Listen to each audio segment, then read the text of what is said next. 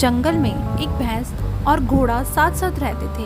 उनकी आपस में बहुत अच्छी दोस्ती थी। जंगल में वे साथ साथ चरने जाते और एक ही झरने से पानी पीते थे। उनकी दोस्ती की चर्चा पूरे जंगल में दूर दूर तक होती थी। एक दिन किसी बात पर दोनों की अनबन हो गई तो वे आपस में लड़ पड़े।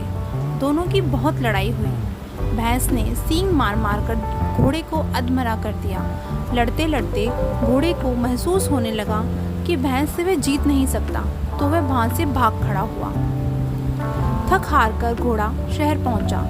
उसने सुना था कि मनुष्य परोपकारी होता है, अतः वह मनुष्य के पास पहुँचा और रो रो कर अपनी गाथा सुनाई तथा भैंस से बदला लेने के लिए मदद की गुहार की। मनुष्य ने गाथा सुनकर कहा, भाई मैं तुम्हारी कैसे मदद कर सकता हूँ? भैंस के तो बड़े बड़े सींग होते हैं, वह बहुत बलवान होती है, भला मैं कैसे भैंस से जीत सकता हूँ? घोड़े ने कहा, मैं दौड़ने में बहुत तेज हूँ। तुम एक मोटा मजबूत डंडा रस्सी लेकर मेरे पीठ पर बैठ जाना, मैं तुम्हें दौड़ाता रहूँगा। तुम इस डंडे से मार मार कर भैंस को अधमरा कर देना और फिर इस रस्सी से बांध लेना।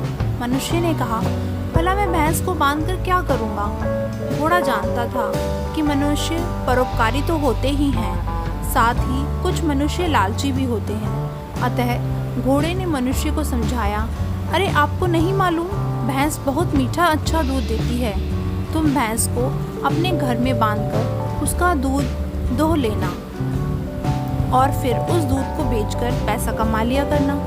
यह बात सुनकर मनुष्य की आंख में चमक आ गई। उसे घोड़े की यह बात जच गई और वह घोड़े के साथ चल दिया जंगल की ओर। जंगल में घोड़े की पीठ पर बैठे बैठे उसने भैंस को बहुत डंडे मारे। मार खा खा कर भैंस घायल हो गई और ज़मीन पर आ गिरी। ज़मीन पर गिरते ही मनुष्य ने उसे बांध लिया और फिर घर लाकर खूंटे से बांध दिया। भैंस के साथ साथ उसने घोड़े को भी खूंटे से बांध दिया और फिर चादर तानकर सो गया। दूसरे दिन मनुष्य ने दोनों को ताज़ा हरा चारा खाने को दिया। चारा पेट भरकर खाने के बाद घोड़े ने मनुष्य का धन्यवाद किया और कहा, अब आप मुझे छोड़ दीजिए, मैं पुनः जंगल में जाना चाहता हूँ। घोड़े की बात सुनकर मनुष्य हंसने लगा और घोड़े से बोला, मूर्ख, मैं तुम्हें कैसे छोड़ सकता हूँ? भैंस से तो मैं दूध प्राप्त करूँगा और तुम्हारे ऊपर बैठकर मैं बाजार से सौदागरी का कार्य कर सकूँगा। तुम भी तो मेरे लिए बहुत काम आओगे। मनुष्य की यह बात सुनकर घोड़ा बहुत रोया, गिड़गिड़ाया, लेकिन अब क्या हो सकता था। तभी से घोड़े और भैंस आज तक मनुष्य से छुटकारा नहीं पा सके हैं।